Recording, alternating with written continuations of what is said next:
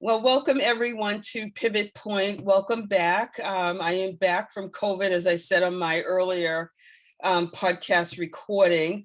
If this is your first time here, I want to thank you. If you're a longtime listener, thank you for coming back. A little bit about Pivot Point. It's a podcast of Tailored for Success, which is a nonprofit I started 22 years ago that empowers job seekers to achieve economic self-sufficiency by providing resources, skills, training, all in a supportive environment. And the goals of the podcast are to provide listeners with stories of individuals who have made life-changing pivots, leading to personal and professional success, and to provide some practical career and personal development strategies to inspire action and to allow you to begin your own journey. So today I have the pleasure of speaking with Paula Denoncourt, who's joining us all the way from North Carolina. Paula, thank you for being here today. Well, thank you for having me. Great. It's a pleasure to have you. You've got a very interesting story, and I learned about Paula through one of my board members. My board member is Donna Denoncourt, who was your sister, and she told me about this new book that came out. We could see it. Yes. And I thought it's a fascinating journey that you had, and there's a lot of different areas that we could go into. But what I'd like to ask you, first of all, is you've had many struggles in your life and have overcome a lot. The first struggle that's mentioned in the book is the fact that you were adopted at 3 years old, and you talk very honestly about your feelings of inferiority. Can you talk a little bit about this and how you overcame fear and rejection in your life? Yeah, so for those of you who don't know, one of the things that people do talk about, and of course it's probably controversial, but we can feel rejection straight out of the womb and you don't even know it.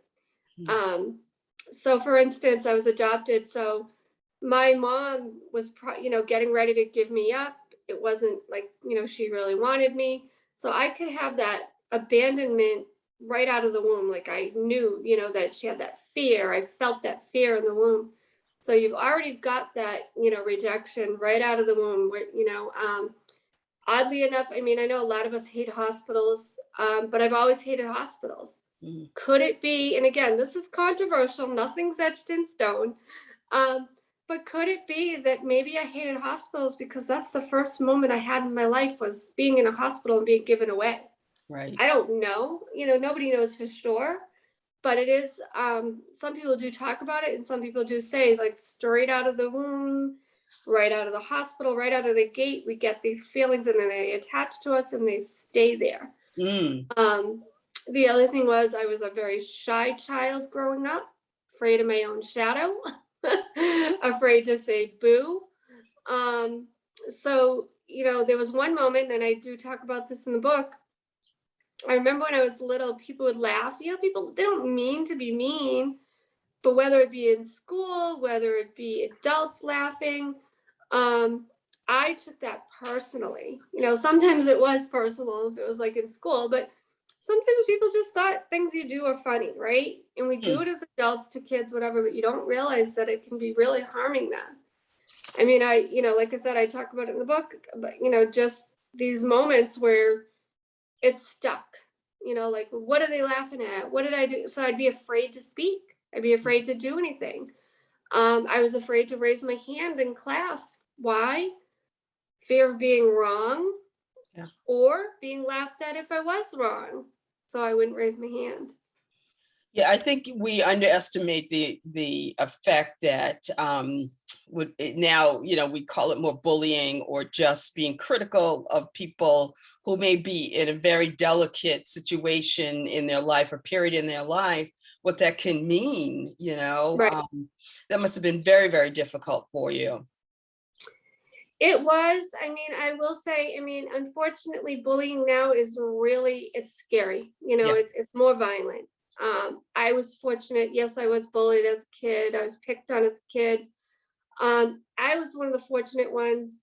I will say it strengthened me. If it didn't happen, I wouldn't be as strong as I am. Yeah. However, I'm not condoning it. Mhm. I think it can be very dangerous in a lot of situations. Kids can be very violent. Um, at least for me, there was some escape. So, you got to go home and get away from it. Now you've got text messaging, you've got social media. Kids can't get away from it. So it really needs to be controlled by teachers and parents if they can. Um, because look at what's happening. Oh my Ugh, goodness. So many suicides are happening now. yeah, Um, because kids are probably being bullied, right. adults are being bullied. I mean, I was on a broadcast on Clubhouse. If those of you don't know what it is, it's another way of broadcasting. And the guy was saying that his sister-in-law just committed suicide Ugh, because she was bullied. She's an adult. mm, She was bullied on social media. So it can happen to adults, it can happen to kids. So we have to be aware of these things. And like I said, now more than ever, um, mental health is just a really big issue. So oh, it back to definitely in is. my story, I'd say I was fortunate. It strengthened me oddly enough. I reconnected with a few of those people in my older years. And Wow. we're actually friends now. Yeah, Um, but it can be dangerous. So lucky for me, it strengthened me, but it's not always the case. It can cause people to really go inside, not speak up ever, never come out of their shell. And I will say this, I'm thankful that I did, because I feel like you're missing out. Nothing wrong with being shy, but you're missing out. I right. mean, I can't imagine all the times, if I didn't speak to somebody, what I would have missed out on, who they are, where they came from, how they can help me, how I can help them. So Right, those are, exactly. yeah, so those are some things. So it can do a lot of damage, but it did strengthen me at the same time. Yeah, Mhm. clearly it did. As you read into your story, you had, excuse me, you had definitely different struggles in your life, and the one that I wanted to focus on is your struggles with food allergies. Mhm. You are now a certified holistic health consultant. And so I just want to back up a little bit and talk about how you found out that you had all these multiple food allergies. People talk about being allergic to dairy or wheat or whatever, but in your case, it was much, much more than that. Yeah, so I'll tell you a little bit about how it all added up. Yeah. um, but it reared its ugly. Well, let me back up. So I worked in a prison for 22 years. It was a stressful position. I was a dispatcher. I worked 3 to 11. We were the heart of the institution. I worked for special services. Everything went through me. I worked as, like I said, as a dispatcher. So I dealt with things like riots, escapes, Mm, hangings, all those types of things. I was supposed to have somebody on with me at all times, but that didn't always happen. Sometimes they'd call in sick, sometimes they would leave early, whatever it might be. right. Um, so I was stuck in there by myself. They would put officers in there sometimes to help me, but stuff would happen, things would go crazy. They'd have to go back on the outside and do their thing. So then I was stuck by myself. So all that stress was building up. But if I go back, it actually started way before that, and I didn't know it. But I was fortunate enough that it was just not bad yet till I Yeah. was so stressed out. So let me go back. When I was 21, I had my tonsils out. My glands were swollen and I couldn't swallow. So I didn't have a sore throat on the inside. So I was still living with my mom back then. I was 21. Um, and even back then, I just didn't like doctors. So I kept putting it off, putting it off. I worked a retail job at that time. Wasn't working in the prison yet. Um, so I was like, I don't know, it'll go away type of thing. And it was just a couple of weeks, I couldn't turn my head, my glands are really swollen. So my Mm, mom, she was like, you need to go to the doctor. She just kind of put her foot down, even though I was old enough to make my own decisions. So you need to go to the doctor. I said, okay, so I'm gonna go. So the doctor, I went to an eye, ear, nose, throat doctor, ear, nose, and throat doctor. Sorry, not eye. Mhm. And he said, okay, your tonsils have to come out. Now let me go back even before that. I always had sore throats and issues before that. And I had an allergy doctor. He never wanted to take my tonsils out. Now I know why. So anyway, had my tonsils out. Now I was 21, and it took a good 3 weeks for me to heal after I had my tonsils out. I kept having issues. I couldn't swallow. I couldn't get down chicken broth. I couldn't get down apple juice. Wow. I kept gagging on everything. I'm like, what is going on? So couldn't even take the medicine. So once again, my mother put her foot down, being an Italian Yeah. woman. She was just like, you got to go to the doctor. Something's wrong. I dropped down to 92 pounds, couldn't eat anything. So I went back, and he looked at me and he's like, you're healing fine. Go home. I'm like, really? I'm fine. I'm 92 pounds. Wow. Like, at the time I probably weighed maybe 120, I think, before I dropped down to 92. So Yeah. going from about 120 to 92. So yeah, it was quite a drastic drop. So little by little things started to happen, but I didn't know what was going on. I would eat like maybe a piece of chicken and I couldn't swallow it, and so I just take a lot of water. Didn't know what was going on. Fast forward many, many years later, but I still had issues and I was tired all the time.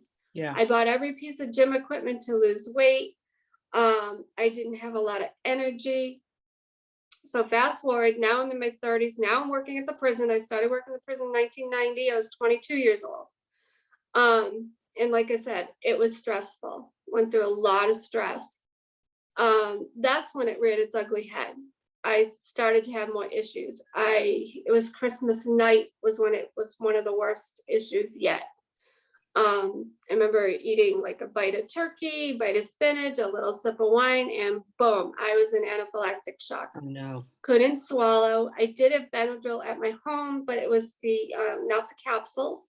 So I was trying to like crush it and just get a little bit in me so that it would go away. It wasn't working. So I was vomiting every 10 minutes. It's Christmas night. So I was hoping it would go away. It wouldn't go away. So we wound up driving to the hospital. Poor guy at the window. I'm vomiting at the window. Now you got to understand your throat's closing up. So you're not vomiting from the stomach. It's just spit. It's just Right. because you're trying to get that airway open. Mm-hmm. So I didn't know what was happening. I didn't know what was wrong with me. So I went to many different practitioners, alternative practitioners, doctors, but I really had to diagnose myself. Yeah. I did go for allergy testing. I started to realize it was an allergy. I put 2 and 2 together. I thought it was like sulfites on the chicken Mm-hmm. or preservatives. So I started going, and trying to diagnose myself. I could feel it just go through my veins when it would pass. Like I said, I drink a lot of water, but yeah, I would go into anaphylactic shock, and that was just, I almost died on the job a few times. And I will say this for people listening: if you're stressed out on the job and it's causing you to be ill, there's a couple things you can do. One, document it. That's my biggest mistake. I didn't document anything. And I could have gone out on stress leave and had this all documented, and I didn't. As far as they're concerned, I'm retired now. I left. It never happened to them. It's not documented anywhere. Yeah. They don't. What do they care? Right. You want it documented, because if you do have bills you need to pay or whatever from being ill, you need that documented. The other thing I'll say is there another position in that institution of where you're working that you can change jobs to, or go get another job, whichever it might be. I did change jobs. I became an administrative assistant secretary for about 6 years. That helped. I was more of a 9 to 5, 8 to 4 type of job. But unfortunately, we had budget cuts and I had to go back to dispatch for 3 more years. I was on 7 to 3 then, so it's a little bit better. It wasn't as stressful. We had more people on 7 to 3. Okay. 7 to 3 was just more like, and it was a different kind of busy. It wasn't like, somebody's getting stabbed and Yeah. somebody's jumping over the wall and all this stuff. It was a different kind of busy on 7 to 3. It was more like the phones are off the wall, that kind of Mhm. thing, and we had more people on. So I started to look at it differently. I perceived it differently when I went back. I started to help the people around me.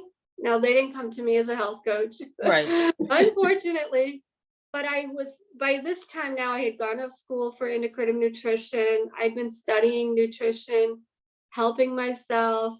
So I could help them with suggestions. And I didn't know I was getting through to them, but every once in a while, one of the women I worked with, she'd eat something and she'd be in pain. Mm. I'd be like, okay, what did you eat?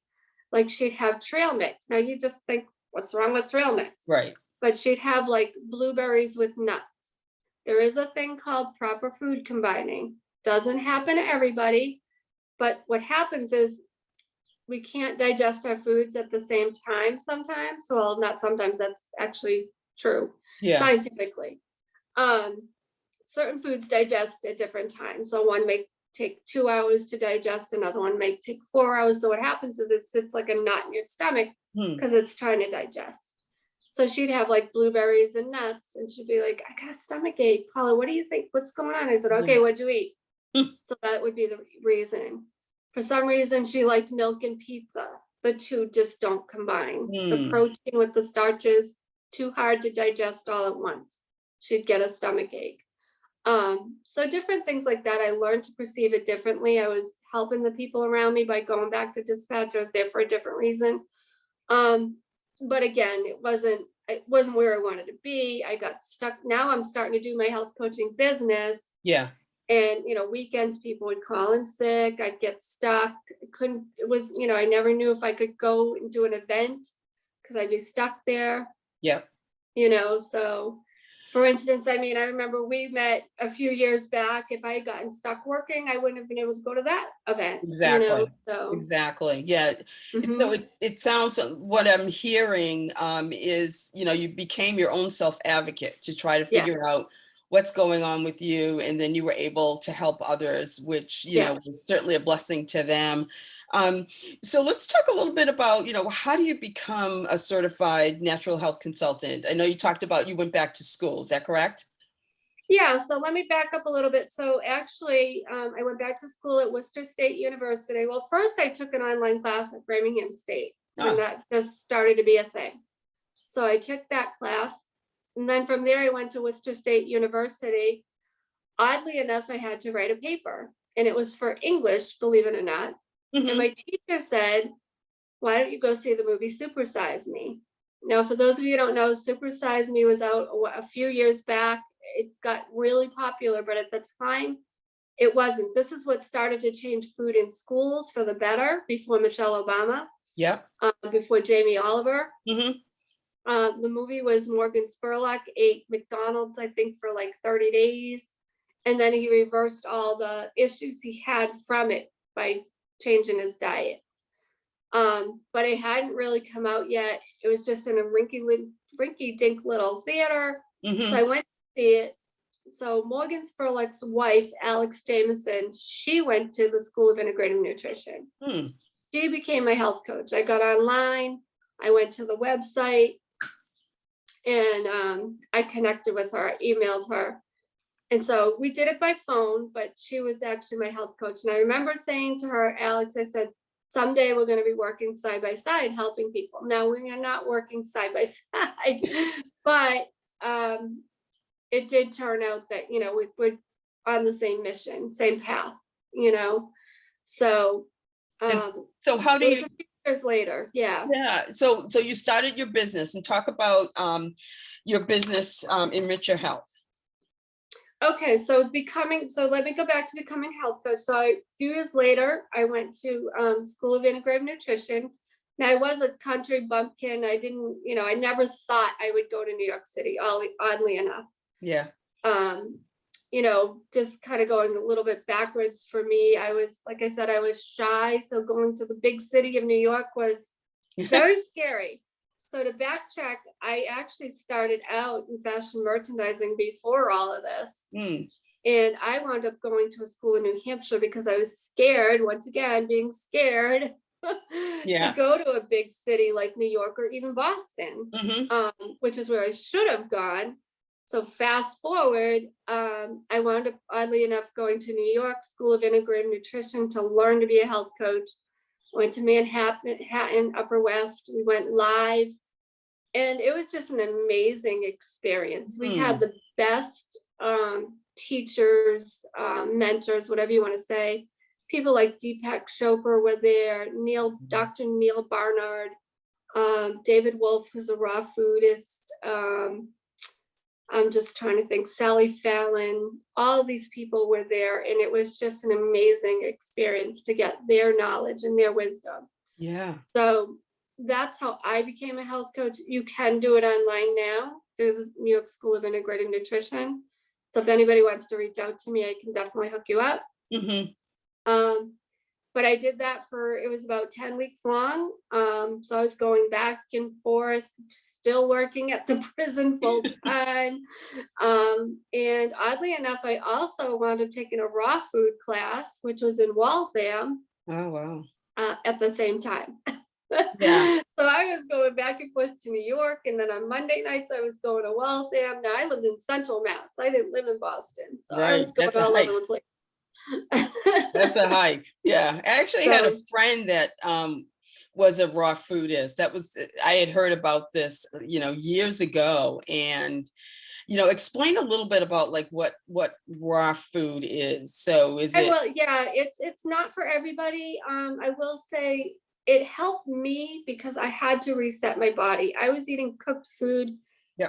What happens is my body was just breaking down so hard. It was just breaking down.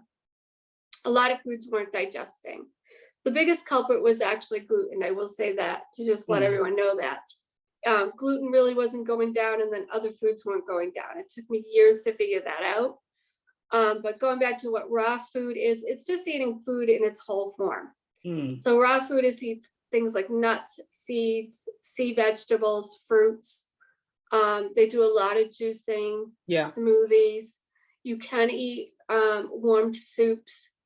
You can have foods that are heated like 115 to 118 degrees, but no higher, because Mm, then you lose the enzymes.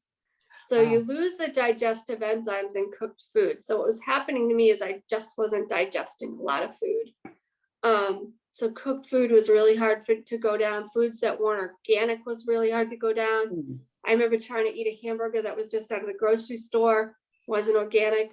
I couldn't eat it, mm, just couldn't eat it. I took 2 bites. I was like, forget it. It's not going to go yeah. down.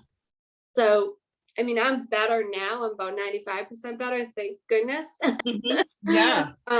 Yeah, but And at so the what do you time, do with your yeah. clients? How do you service them? So I give them simple recipes. So I do one-on-one coaching. I've done group coaching and speaking engagement. So like if Hmm. I have a one-on-one client, I give them simple recipes to follow what suits, customized for them.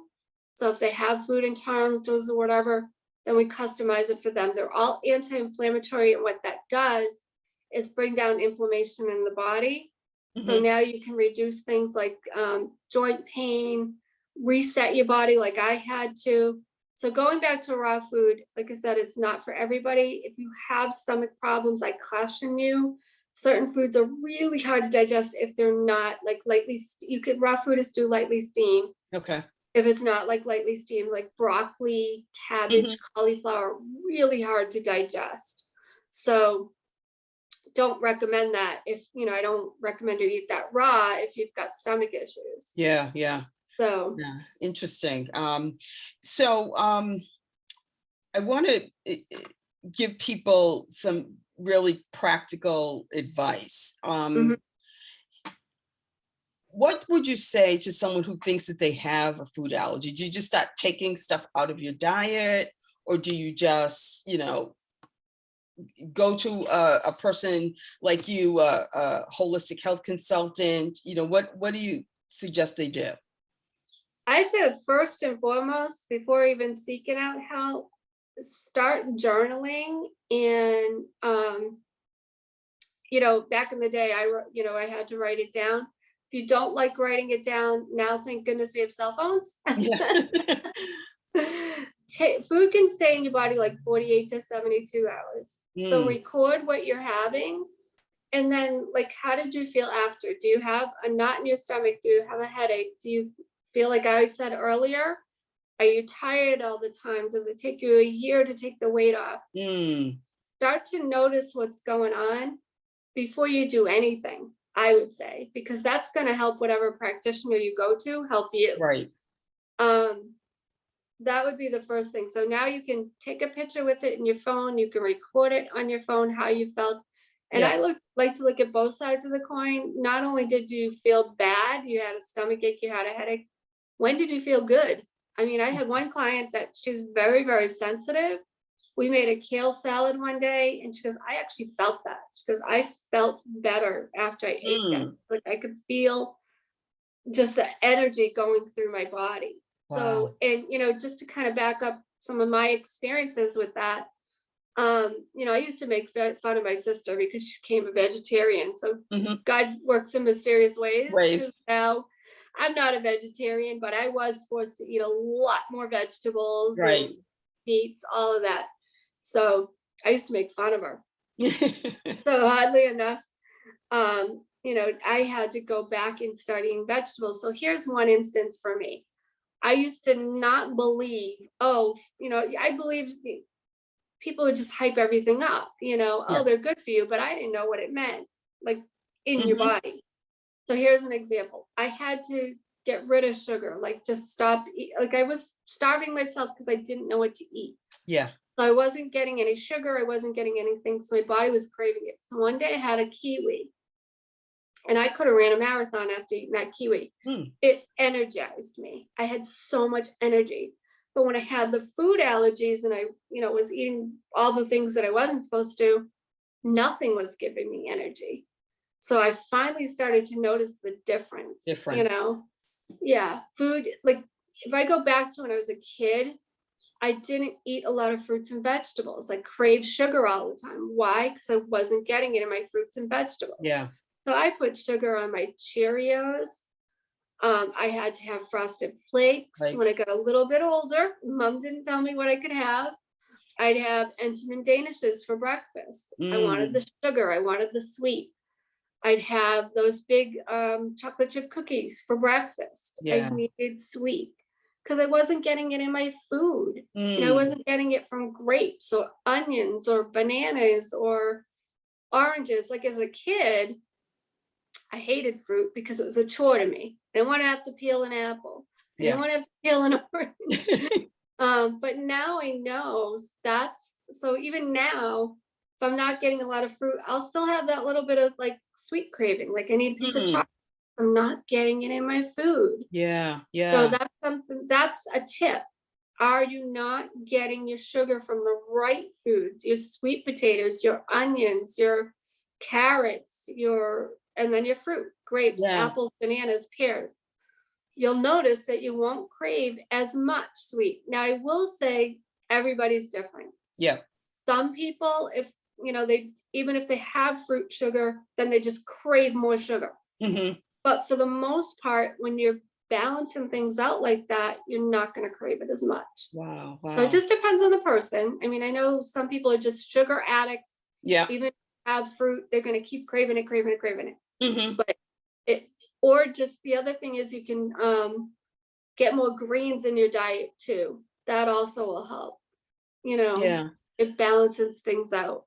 And it's there's so many different facets to it that Mhm. the tip about having a journal I think is really very helpful, because unless you Yes. write all this stuff down, there's no way you're going to be able to remember, Right. I Right. felt good after I ate this, or I craved Right. sugar, so I think that's a really great tip. And I know on your website, there's a lot of different recipes and things like that people can take advantage of. And so I want to start to wrap this up a little bit and just Okay. ask you, what's next for you? You mentioned a TV show maybe, or? Yep. So I'm starting a new TV show called Overcoming Illness. So if anyone out there is going through anything, one of my niches is Lyme disease. So not just food allergies, food intolerances, but autoimmune. So Hmm, I've helped a lot in the Lyme disease community with Central Mass Lyme Foundation. I've studied it a lot. yeah, We'll put it that way. It fell into my lap. Um, so it doesn't have to be Lyme disease though. So if you're going through any illness or you've overcome it, it could be COVID. It could be cancer. I've done talks on breast cancer even. hmm, Um, it doesn't matter exactly what, but the name of it is going to be Overcoming Illness. And I also want to interview practitioners mhm, or caregivers. yeah, It all goes together. You could be a caregiver, you could be a practitioner, just something where you've either witnessed somebody going through something, you're still witnessing. How can you help somebody else with your story? The story needs to be getting out there. So yeah, that starts next week. So oh my I'm gosh. excited about that. Yep. Definitely. Very timely, very timely. Well, I'll Yep. definitely put links in the show notes to your website and Thank you. information about the show. I think that this is, it's a very timely topic that we're talking about. And, you have done some really great work in being a self-advocate for yourself and helping other people too. I thank you so much for taking the time to be on the podcast today. And I'm sure we'll connect again. Maybe we'll do one, on Lyme disease or something. But we'll Hmm. definitely connect and talk about some more different topics because you're a multifaceted woman. So we can talk about many different things. Yeah, and I appreciate you having me on here. And last but not least, there are free gifts on my website. So Great. just go to the store. There's a reversing illness ebook and a 6-day immunity meal plan guide. So Oh, with all wonderful. these viruses and everything, those would be Yep. really helpful for you. So just Great. wanted to leave that there. Yeah. Hmm. Well, thank you so much, Paula. And have a great day and